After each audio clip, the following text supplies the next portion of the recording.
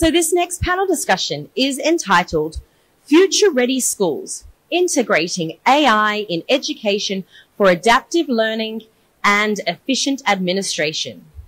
We'll explore how educators and administrators can harness the potential of AI to personalize learning experiences and optimize operations. We'll hear about real-world examples, challenges, and strategies for successfully implementing AI in schools. So first of all, we'd like to welcome up our moderator up to the stage. His name is Michael Wozniak, trainer, consultant, and coach of AI and human performance at Optimistra. Please, let's welcome him up onto the stage. Thank you, Michael. And now our panelists to join Michael up here on the stage for this next session.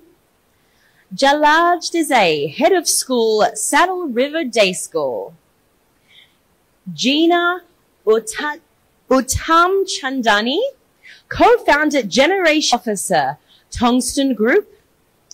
Alisa Avyazan, Member Board of Directors, Teichmann International IT Solutions. Let's put our hands together as we welcome them all up onto the stage.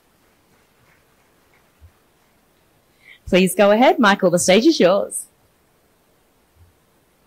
Welcome to this panel, and I hope you had a good lunch and good exchanges also with all those wonderful people that are here. So today the panel will be entitled Future Ready Schools and Integrating AI in Education for Adaptive Learning and for Efficient Administration. So we're going to cover quite a lot of aspects. I am Michael Wozniak. I will be your host today. So perhaps you know about mind mapping and Tony Buzan. I am actually the vice president of Tony Buzan International. I'm also the CEO of Optimistra, which is a strategic company that provides training, coaching, and consulting in the fields of education. Also, we work for the militaries. We work also for C-levels, and we are specialized also in artificial intelligence and the implementation of it within organizations. So, in today's panel, we're going to cover 4 different aspects of the main theme.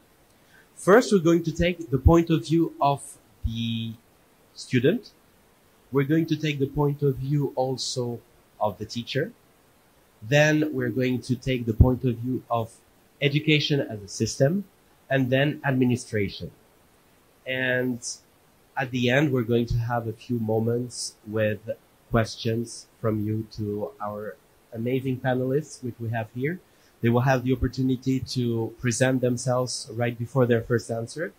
And just because it's after the meal, I would like to ask you a question with hand risen, okay? I would like to ask you, who of you is confident in the potential of AI for the school system in general? The potential of AI. Raise your hand.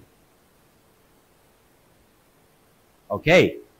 Who of you now is confident about the way schools today handle the implementation of AI?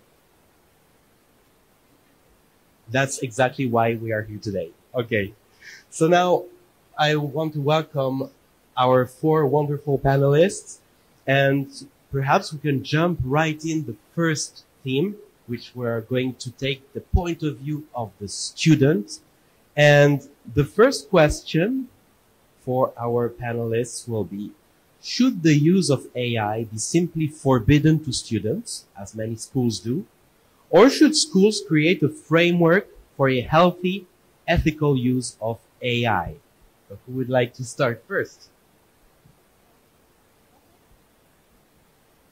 Hello, everyone. I am Alisa, representing Teichmann International IT Solutions, and I also serve as Deputy Chair of Environment and Energy Commission of ICC Armenia.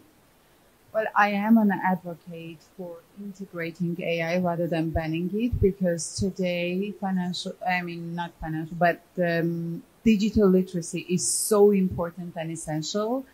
And I think instead of banning it and becoming an outliers, establishing truly working frameworks that would enable students of ethical use of AI is really important, because in this way, only in this way, we can prepare future students for such a future that can really help also students enhance their academic performance.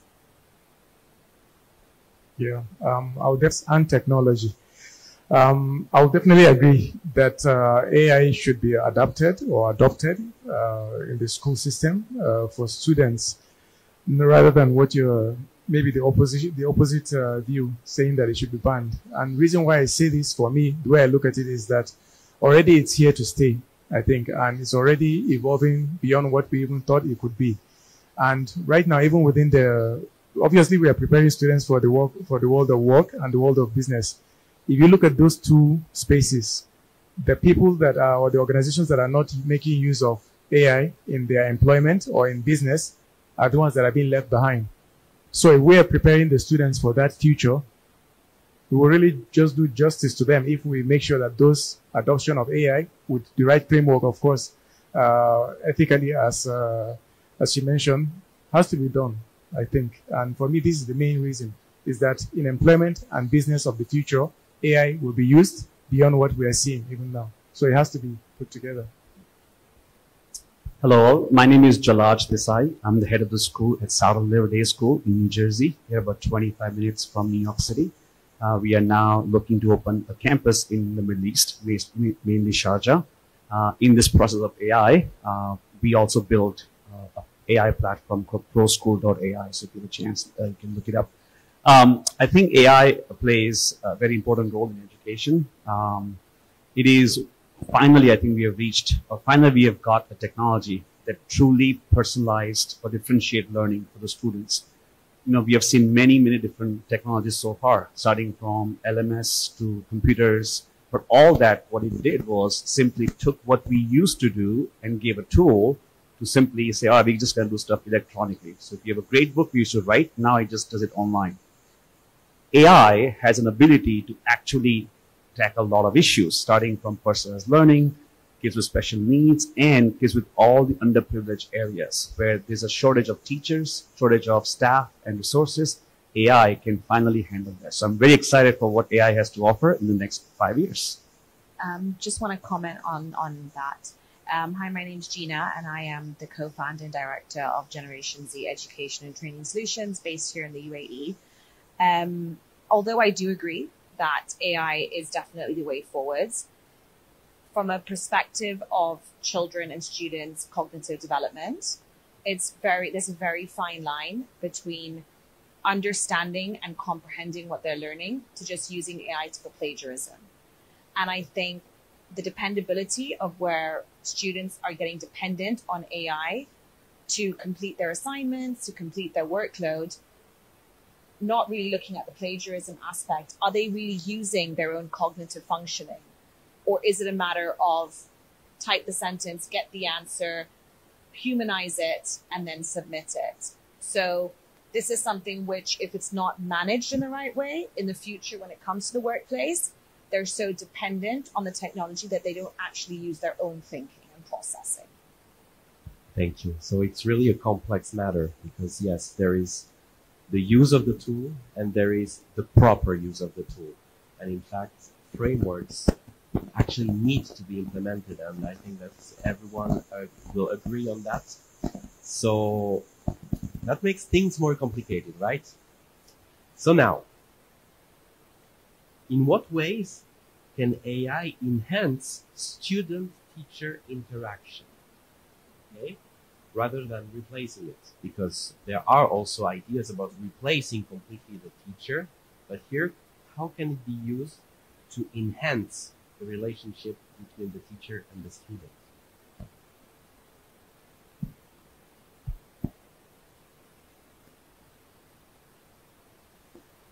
I think the main privilege that we humans possess is our emotional intelligence, right? That at least as one of our panelists said, that AI doesn't have a soul. So what we can do, I think teachers can really focus on a couple of key strategies. First of all, they can really develop and build up their human skills, right?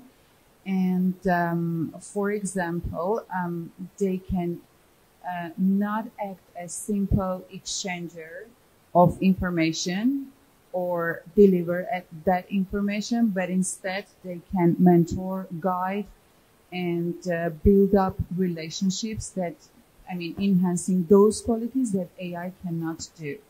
I personally consider that AI will never be able to replace teachers completely, right? Because it lacks this emotional part. At least whenever I use AI, I check it because you never know what happens tomorrow. When I say, how do you feel today? And it replies, I don't have emotions. And I said, thanks God, we're still not there. So, first of all, I don't think AI will ever replace teachers. Teachers cannot be replaced by any technology. However, teachers who don't learn AI, who don't adopt AI, will be replaced with teachers who know AI, that's for sure. One of the things that I think the student engagement piece is very important. And there are a lot of things that teachers can do. And mostly it's personalized learning, where teachers now can actually create assignments and framework and lessons based on kids' interests, strengths, and weaknesses that didn't used to happen all until now, right? So this is going to be a more personalized, differentiated learning. At our school, we've been using AI platform for almost 9 months now, where our teachers have AI assistants that kids are using it. So every day, students go home, and when they do homework, they're able to ask the teacher's assistant questions virtually. So if they're getting stuck at homework or they're getting confused, the AI assistant actually is helping kids understand it better than waiting for 24 hours and seeing the teacher is free or not and getting the answers from the teachers. So there's a lot of student engagement, important interactions can take place outside the school hours when teachers are actually so busy during school hours, and kids take advantage of technology and AI assistants to learn and engage in meaningful conversations. I think for me, I would like to just share a personal story. So as part of one of our services, we train teachers, early years teachers in the UAE, as well as SENCO and SEN professionals. So I'm working with a lot of adults, and you would be surprised, since AI has come into play, how many assignments I'm receiving from active teachers who are adults, which are completely AI plagiarized. And I actually receive it, and I'm saying, you can see the structure of how AI is written. You can see that this is not them in the class. You can see that when I'm teaching them, they're not responding like this. So how are they producing an assignment like this? And these are all adults. So I actually have to tell them that, can you please redo the whole assignment because it's been completely AI plagiarized. My point to sharing this is that teachers first need to learn themselves how to manage and use AI in order to bridge the gap between them and the student. If they themselves don't effectively learn how to use it in a way which they're not just finding an easy shortcut, then that would be the best way to support the students. So just to add, when I said we've been using it for 9 months, it took us 2 months to train our teachers so that they can learn AI and then apply those skills for the kids, right? So. Yeah. What's interesting for me is that the schools that we work with, like even just the most recent school, 3 months ago we started working with, they felt the use of AI is actually burdensome to them when it's supposed to be the opposite. And for them, it was more about them adapting or adopting the AI, meaning the teachers were very resistant to learning how to use AI to build lesson plans, create assessments, and other activities that they may find mundane in the classroom and in the tasks that they do as teachers. But also, let me just add to this is that there are 3 things that I usually tell the teachers that we work with, which AI cannot do. Number 1, imagination. AI can be creative, but it cannot be imaginative, so to speak, like a normal human being. So the imagination has to still come from a human being. Number 2, what she mentioned earlier, which is any aspect of emotional development, social, emotional, and behavioral learning is very much becoming important in education now. That aspect cannot be done. Mentorship, things that involve physical activities with the students, AI cannot do that.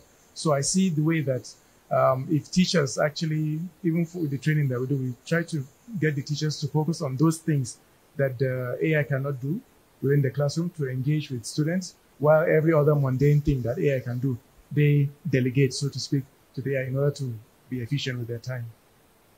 Thank you. So, very interesting. The teacher, the importance for the teacher to be trained in AI. So that's why now we're going to switch to the teacher world and go further into this. So the question would be, how can teachers prevent themselves from becoming obsolete faced with increasing self-learning capabilities with AI? So I think to add to his point, to answer your question, like I'm looking at it from an early years perspective, 0 to 7. The classroom design is something AI can't do. The classroom design, how to structure the classroom where it's conducive to the children's learning, where they're able to get maximized play-based learning out of the classroom, AI can't do that. And that's something where the teacher comes in and puts their social emotional development in. Children that are coming in with additional needs, AI can't support that. That's when you would need a human impact to understand what is this child's needs, how do I develop an IEP, how do I implement that IEP, how do I differentiate learning, how do I cultivate a classroom where it's differentiated to different abilities and different levels. That AI can't do. So to answer your question, I think that is a very big aspect. So I think teachers, first of all, I totally agree with you with the IEPs, because there are a lot of claims out there that companies can do better than teachers when it comes to IEPs. And I think that's all nonsense, because we all know early childhood, especially, you need human touch. Even in high school, they need teachers.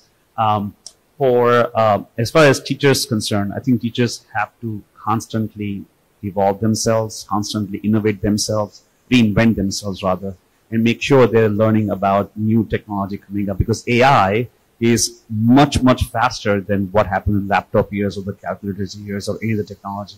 This is evolving so fast that a lot of teachers are already kind of overwhelmed with how many resources are out there for them to kind of choose from. There's a different for math and different for science and different one for history and English. So there's so much out there. I think school administration needs to really come in, and the district administration, and really train teachers and make sure they are not overwhelmed, and focusing on what's important is learning and enhancing kids' outcomes, right? That's important.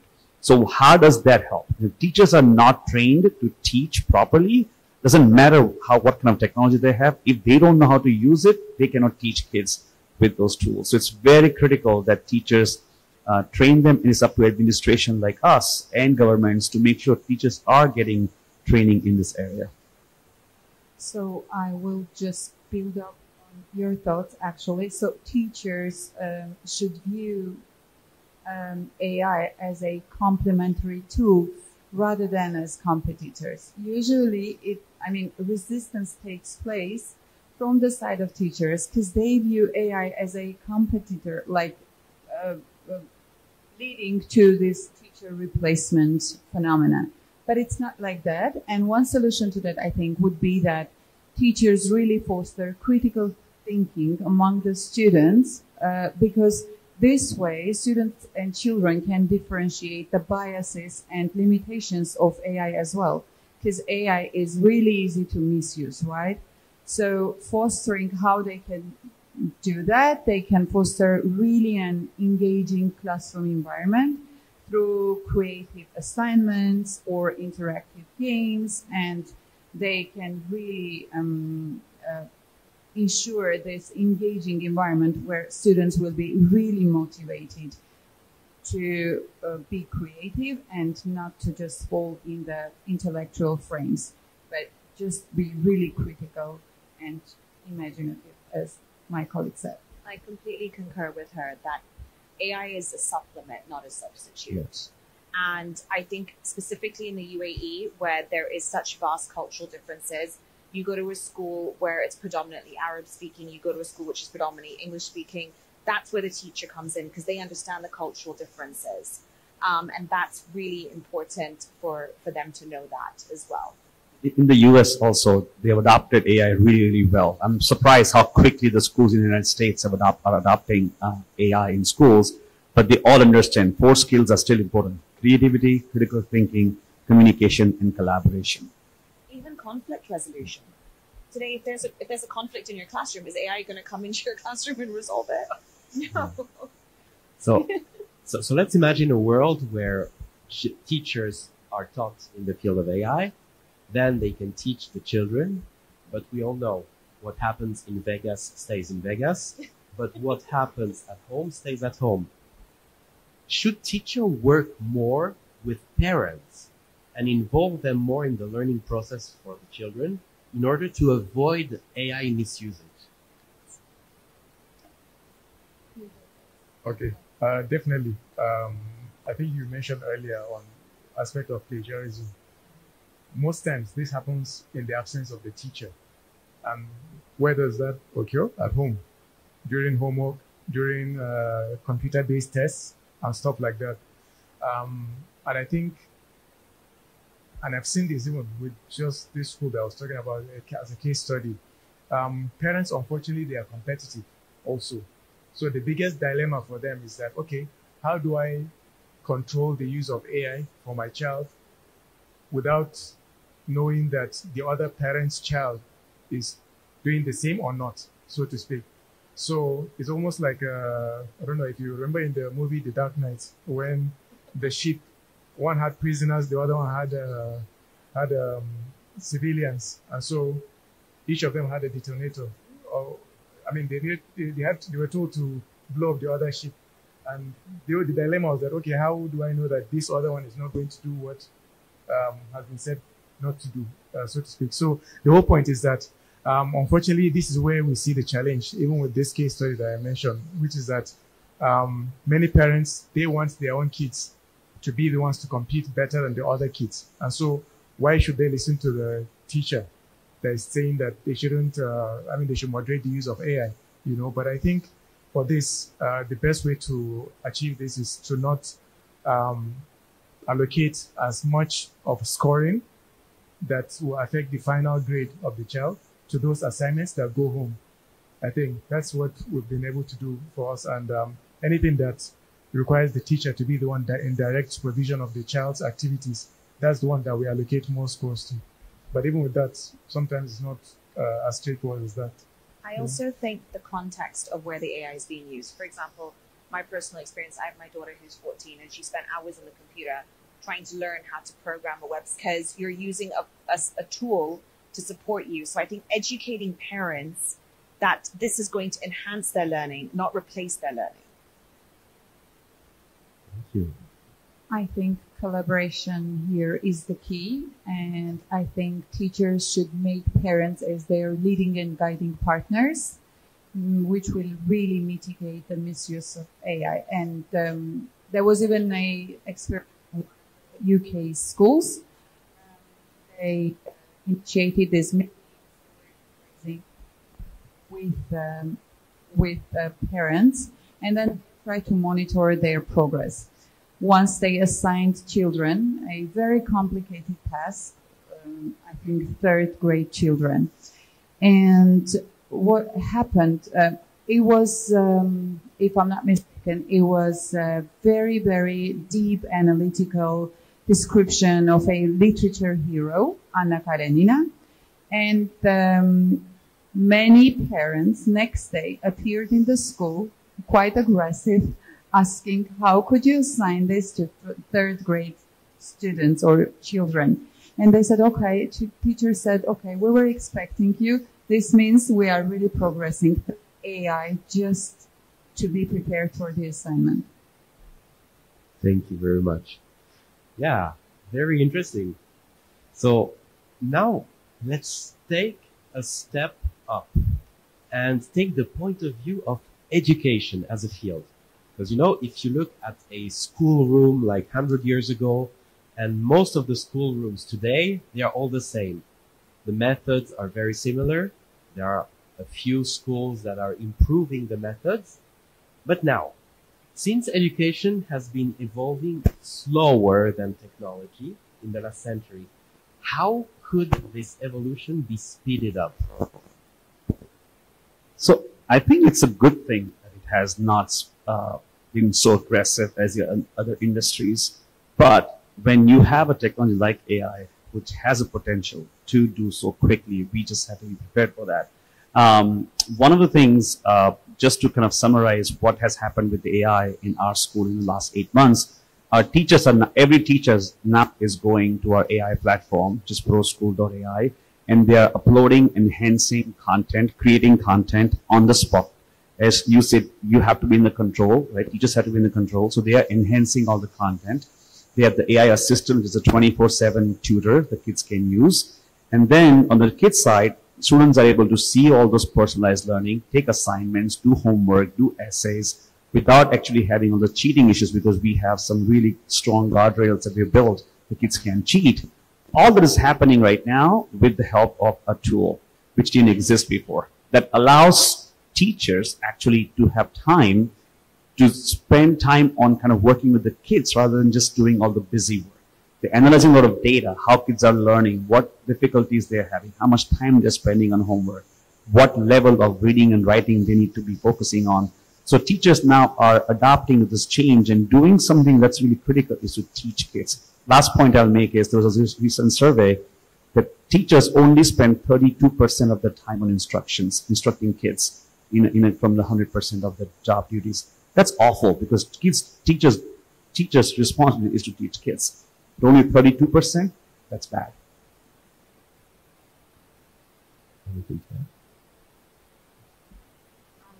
I think one way to really mind this gap between this evolution could be integrating pilot programs and flexible policies so that they can accelerate this adaptation to be just bigger and bigger. Thank you. Okay. So now we see a first vision in under-resourced schools and regions. How could AI help bridge the education gap in under-resourced schools or regions all over the world? Could it replace teachers where there is no teacher? I think it can. However, you have to look at the financial implications, because if you're looking at underprivileged communities, you have to look at, is there government subsidies for this? How are the children going to have access to technology? Is this going to be funded by other organizations? There are a lot of macro factors to think about this. In essence, if that was all possible, it completely can, with virtual AI lessons which are done online. The only difficulty I would foresee would be those children's motivation to study. What is it going to take them to? What is the progression track? Where is it going to take them? I think that would be where I'm looking at it from both sides of the coin. I think the answer is it has a potential, but there are a lot of roadblocks. But this technology does have the potential to meet the needs of any kid on the planet Earth. There are a lot of the technologies in the past that have come, and we get excited, virtual reality and this and that. But this one actually has an ability to reach every village in India or every rural area of Africa or every underprivileged communities in the United States. So it has potential, but many challenges ahead. I also think that it depends in which perspective we talk about this replacement, because if it comes to hard knowledge, yes, children can get the hard knowledge from AI. If it comes to soft skills, developing the soft skills, which becomes more and more important in nowadays, I think it can never replace a teacher, and this human element really remains very, very important in this whole learning process. Yeah, for me, regarding underserved communities, and I've seen this coming from Africa also, is that most of these underserved communities have also the least number of teacher resource, basically. So you have 100 students to one teacher or two teachers. So the way it has worked, I've seen it, as I said earlier, recommend him so that the time that he would have used and be exhausted to teaching multiple other students, he uses the AI to free up his time so that he will have more energy and efficiency to handle even more students, basically, so to speak.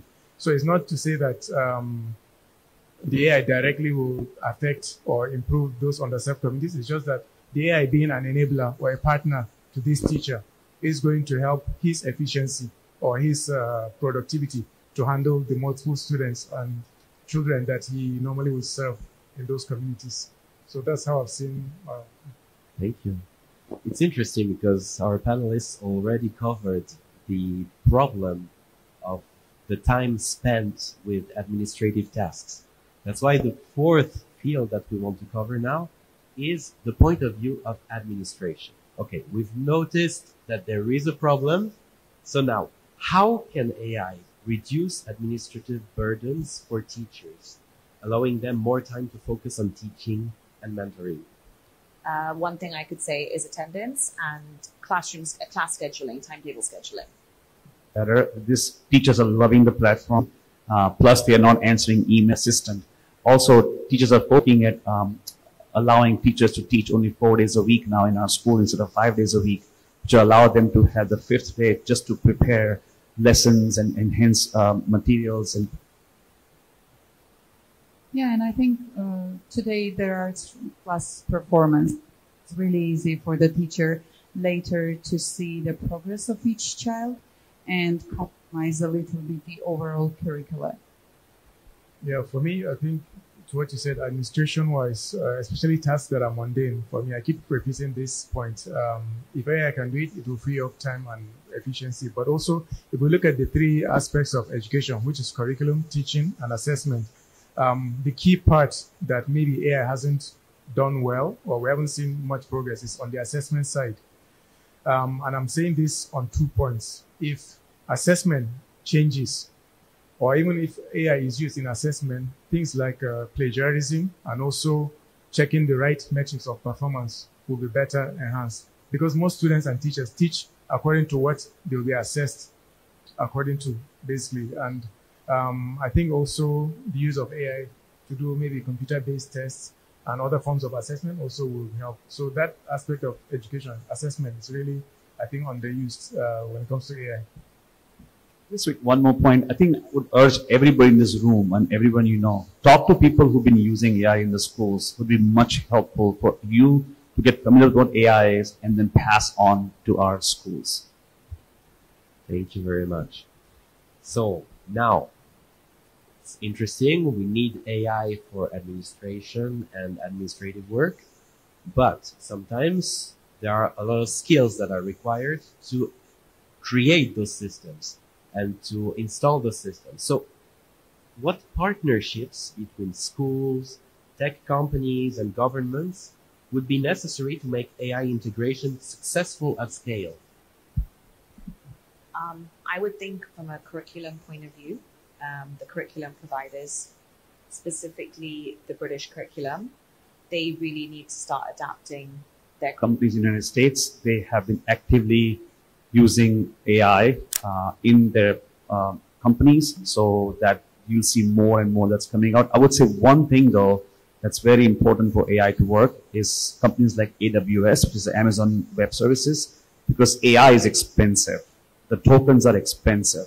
We spend a lot of money on our school because we are a private school, but not everyone can afford it. Kids. That's the biggest hurdle right now, is the cost of running the AI.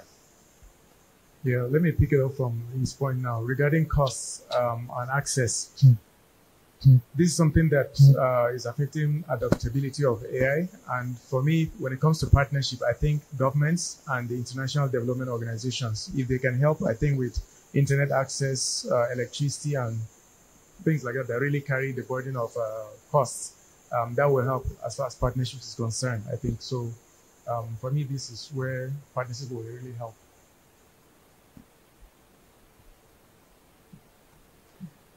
And I think while public-private partnership really plays a key role here, and we also, But I personally think that donor organizations can be really helpful here as well, especially in underserved communities where they can really help governments subsidizing certain projects that would also be quite sustainable, helping them to install all this costly infrastructure.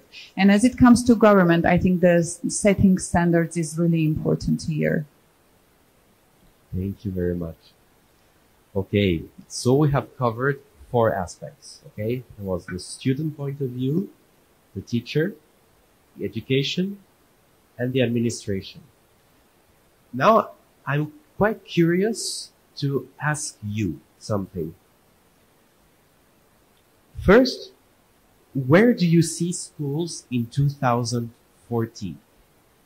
2040.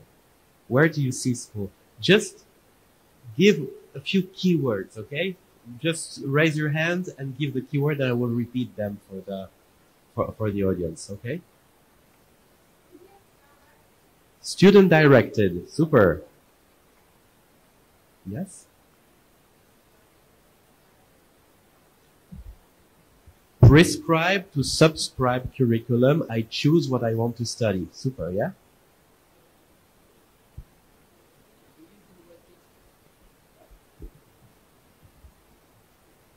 Okay.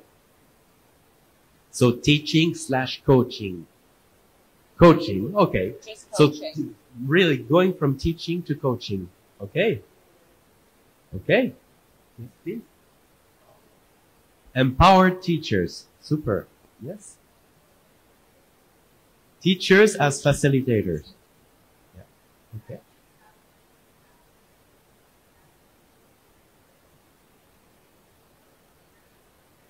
Nice. A subject like emotional intelligence, financial intelligence, and yeah, all those things that today are sometimes a little bit set aside. Yes. Life skills. Super. Yes. Sorry? Democratizing education. Okay. Yes. Idea.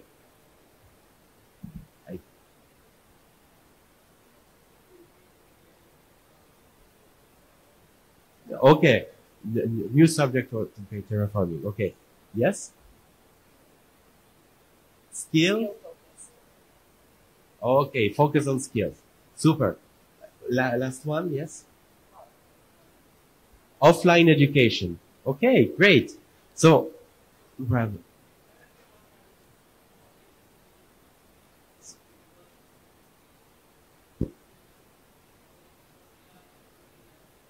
Okay, so knowledge, skill, application now, and reversing it.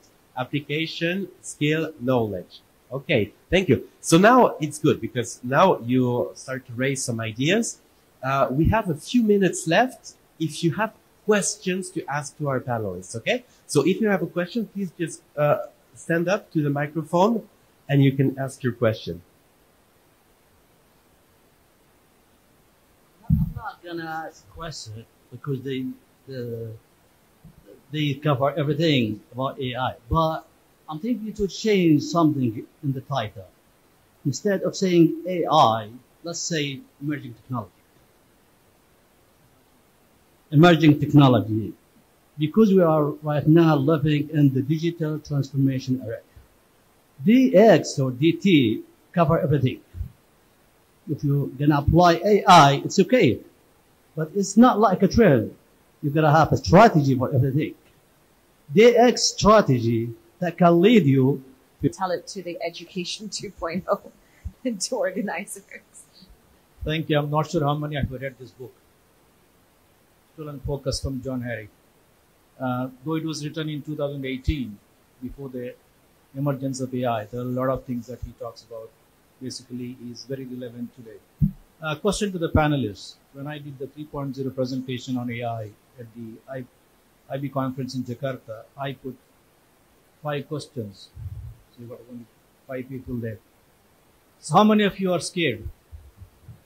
Scared of AI? Excited. excited. No, I'm coming in the order. There is scared, there is threatened, there is worried, there is challenged, there is excited. Good. We are from Singapore. Singapore is actually leading in the AI sector, especially in the MOE schools. We use in Singapore for feedback assistant, language model, and helping the teachers to do everything that takes a lot of admin time. So we are ahead compared to, I would say, almost other countries in the world. My question is, again, where do you see research again says that in 8 years' time, you will not have any closed classrooms. It's open classroom. So where do you see in 8 years' time the teacher who is going to do a difference in the learning? So I think to answer your question, there's one element of being excited to see where AI can take us. Mm-hmm. But if we're being realistic, there's the other element of being worried, because teachers may not be as required. To be very honest, although the title says future ready schools, there may not be any schools. There might be learning from various different locations. So when we're looking at it as education as a whole, there is a slight worry of what's going to happen at that level. Will we be having schools? Will we be having facilities? Will there be principals? Will there be deputies? Will there be head teachers? Will there even be any teachers? So there is a little bit of that worry. So I think I've heard the open classroom, closed classroom since 20 years now. I don't think it's going to go anywhere. I'm a firm believer in AI and technology and all that stuff. The school's going to remain schools. I think kids going to go to schools, especially in the next 15, 20 years. It's not going anywhere. Okay, so I teach IB physics. I will tell you how I use in the classroom, because we will say children do, plagiarize, copy things. So when I give an assignment to the kid, I will always say, write your response to the question first. Same question you put in ChatGPT, Gemini, Copilot, you get 3 plus 4 answers. Your task is to summarize everything, give me the best answer. That's where the creativity and critical thinking is coming from. Thank you. Thank you very much. That's an interesting approach also. Yeah. Excellent. We have time for one more question. So yes, please come to the microphone. We have 3 more minutes. Okay, this discussion has generally dealt with education. I'm not really quite sure what the limit of that definition was, because it seems to be from birth to death almost. But with AI, in Australia anyway, they're now looking at legislating a ban on kids getting access to social media under 16 years of age. Other countries around the world are apparently looking at the same. I can't hear anything. I'm sorry. The door. Can you close the door, please?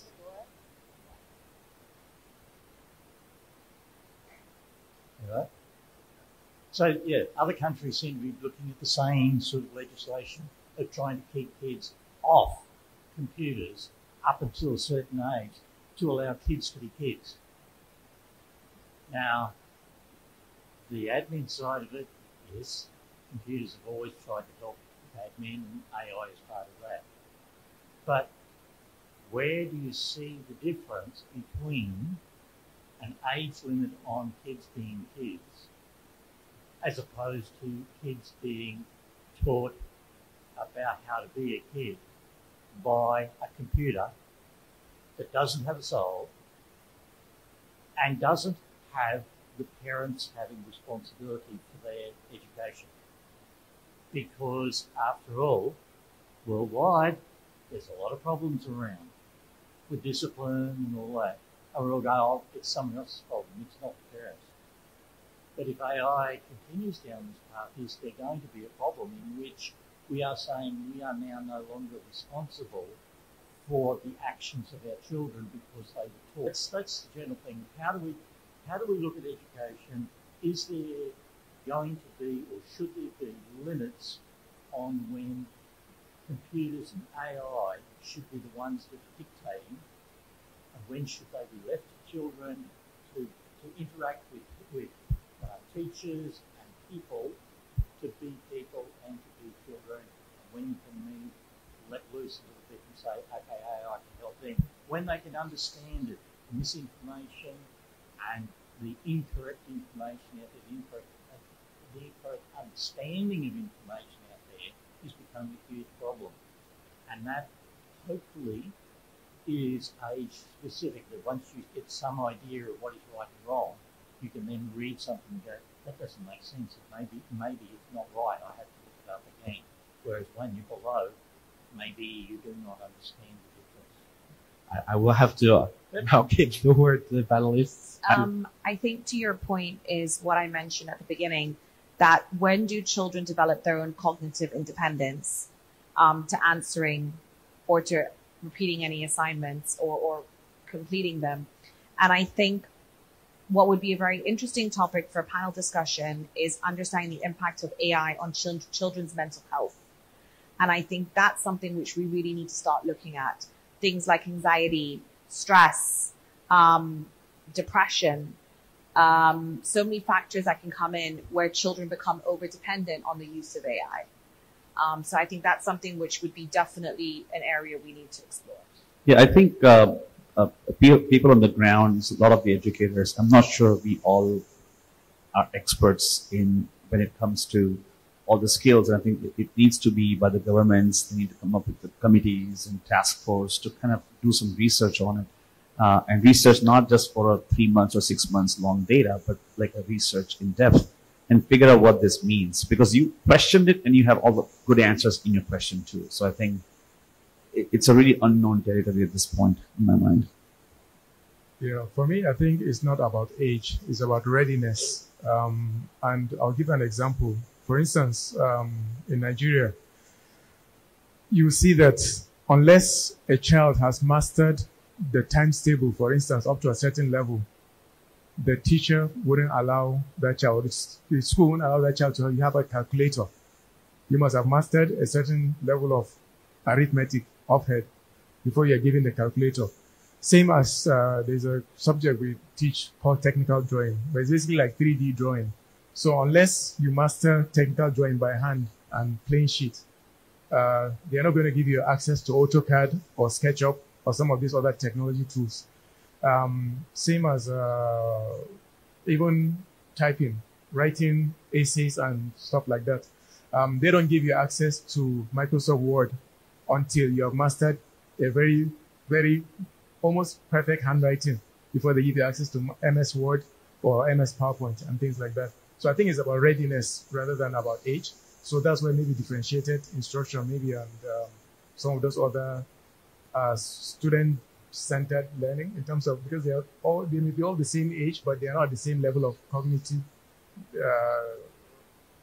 maturity, or even in terms of behavioral maturity and stuff like that. So for me, I think that's how. I also think that schools will still remain because socialization with peers is so important for a normal child brain development. So it doesn't matter how many facilities and tools and access you would have. It's still very important that children go to school and socialize with peers.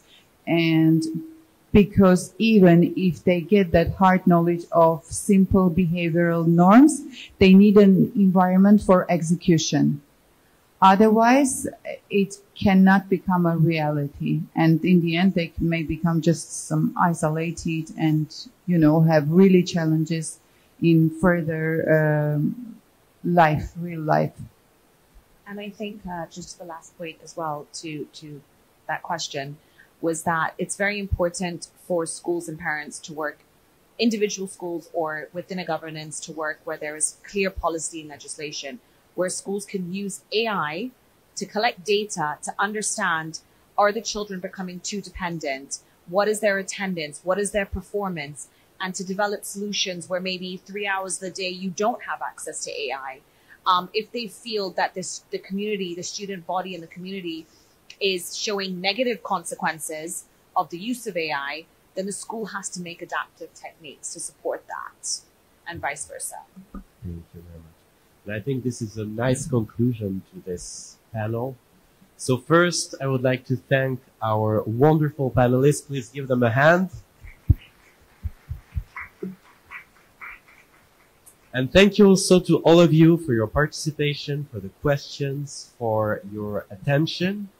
And we hope you all the best for the rest of this day and those 3 days that we're going to spend together. Thank you.